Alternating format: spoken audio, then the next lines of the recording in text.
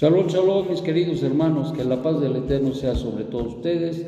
Estamos en Meir 11:27 y dice así: llegan de nuevo a Jerusalén y caminando por el atrio del templo, se le acercan los principales Juanín y los Oferín y los ancianos, y le decían: ¿con qué autoridad impones estas cosas? ¿Quién te ha dado autoridad para establecer esos Gezerot? Entonces Yeshua les dijo: os haré una pregunta y me daréis la respuesta, y os diré entonces con qué autoridad he impuesto esas medidas. ¿La Tevilá de Yohanan fue dada por el cielo o fue solamente un invento de hombres? Respondedme. Pero ellos discutían el asunto entre sí, diciendo: si decimos que viene del cielo, nos dirá: ¿por qué pues no creísteis? Y si le decimos invento de hombres, pero eso ni siquiera querían hablarlo muy alto, pues temían al pueblo, pues todo el pueblo reconocía que Yohanan era un profeta de verdad. Y respondiendo a Yeshua, dicen: no lo sabemos. Entonces Yeshua les dijo: pues tampoco os digo con qué autoridad impuse esas ordenanzas.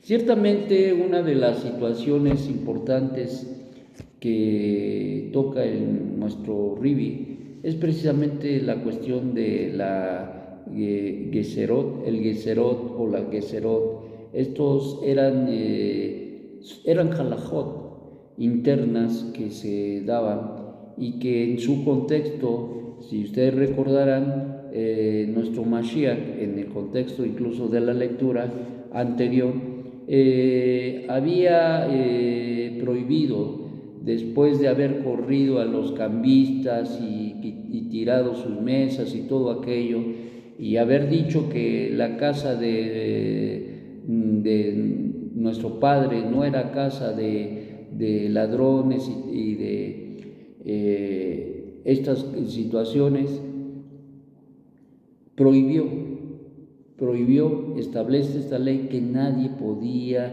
hacer ni realizar este tipo de cosas.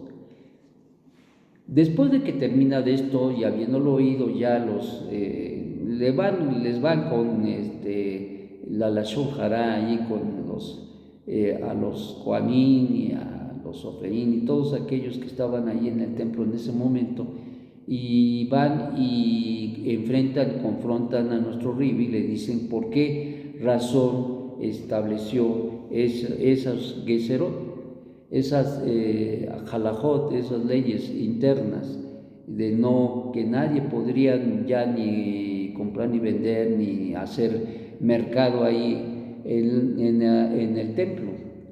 Y esta confrontación que se da, le preguntan con qué autoridad, y el maestro de una manera muy sabia les dice: si ustedes me dicen si la Tevilá de Yohanan es de Dios o es de los hombres.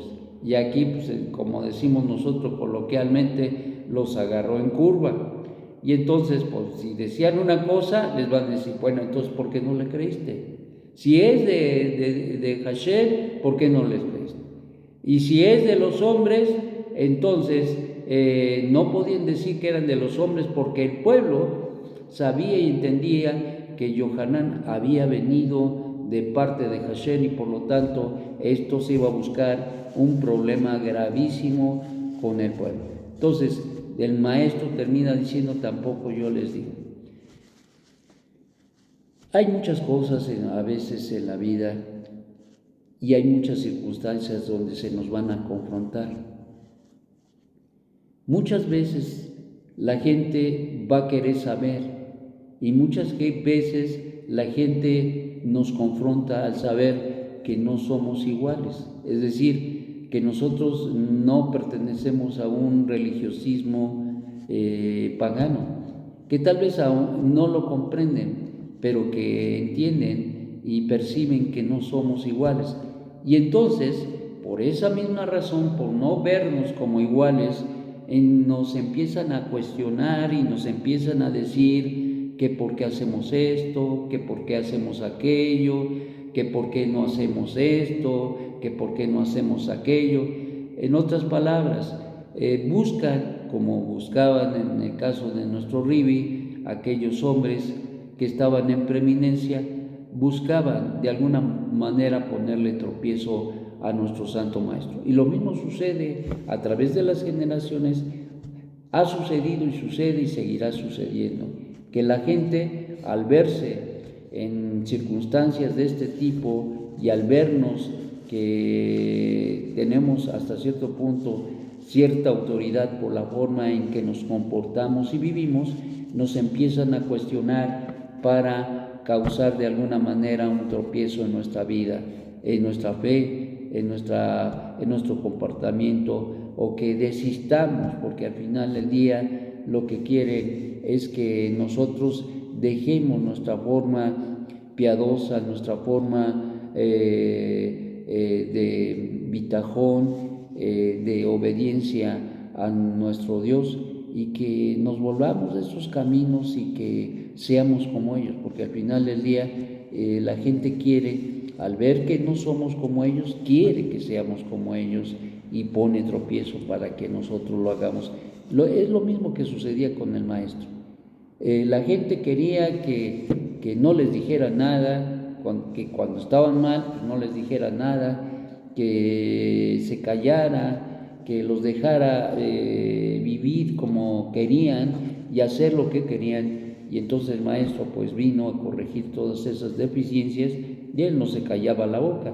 Les decía claramente a los diversos grupos, a los Kuanin, a los Oferín, a todos estos grupos les decía y les hablaba con claridad. Sabía el maestro que muchas de las situaciones que se daban buscaban ponerle tropiezo, causarle una situación donde pudieran echar mano de, entre comillas, la ley y del templo para poder encarar al maestro y inculparlo y llevarlo al juicio. Eso es lo que querían. Y al final del día, como sabemos, pues sí lo llevaron, pero un juicio totalmente apartado de la verdad, apartado de la justicia misma, y entonces consecuentemente nos habla de que la gente va a actuar de esa manera. Y entonces debemos de tener mucho cuidado cómo nosotros nos relacionamos y vivimos con los demás. Desgraciadamente, nosotros no nos podemos callar nuestra fe. Y si tienes en el trabajo saben que tú no eres igual y que tú no actúas de X, Y, Z forma. ¿Por qué? Porque has aprendido a vivir conforme a la instrucción del Eterno. Y entonces eso les molesta a la gente, que tú no seas idólatra, que no participes de los tamales del 12, que no cortes la respectiva esa redonda en el día de los magos, etcétera, etcétera. Y entonces todo eso les causa estrago y les molesta de una manera terrible. Y entonces de alguna manera buscan la manera de deshacerse de uno, de ponerle tropiezos y todo aquello. Pero ¿saben qué? Si nosotros nos conducimos de la manera justa y piadosa que el Eterno nos ha enseñado y nos enseña en su Torah, entonces no hallaremos tropiezo. Todo lo contrario, el Eterno siempre nos va a respaldar, nos va a cuidar las espaldas. Pero si nosotros no vivimos conforme a esa verdad que el Eterno nos ha dado, la gente va a buscar y va a encontrar y nos va a exponer a unas situaciones que tienen como propósito desbancarnos de nuestra fe, y eso es lo más terrible. Por lo tanto, mis amados, debemos reflexionar de cómo nos comportamos. El mensaje para hoy es vivir verdaderamente con emuná nuestras vidas y no vivir vidas aparentes. Yeshua fue un hombre un enviado del Eterno, pero que vivió la Torá y que por más que le buscaron y le buscaron y le buscaron, nunca encontraron ninguna cosa de que acusarle. Y fue solamente con calumnias y mentiras que pudieron en un determinado momento hacerle un juicio totalmente fuera de la verdad. Por lo tanto, mis amados, nosotros tenemos una gran responsabilidad delante de nuestro Padre que está en los cielos de conducirnos adecuadamente y desde luego con el ejemplo que nos ha dejado nuestro Rey Yeshua de vivir con valentía y de confrontar la verdad siempre con la verdad, confrontar siempre la mentira, el engaño, la oscuridad. Esa es nuestra responsabilidad y no hay otra. No te calles, habla y comparte, porque al final del día, si tú lo haces, el Eterno te respalda. Que el Eterno añada una bendición muy grande a tu vida y que te dé palabras de sabiduría para compartir con aquellos que necesitan saber. Va a haber gente que se va a acercar, pero también va a haber gente que no va a querer saber nada. Cuídate de esas personas y pídale al Eterno por ellas, porque eso es lo que nosotros debemos hacer. Shalom, shalom.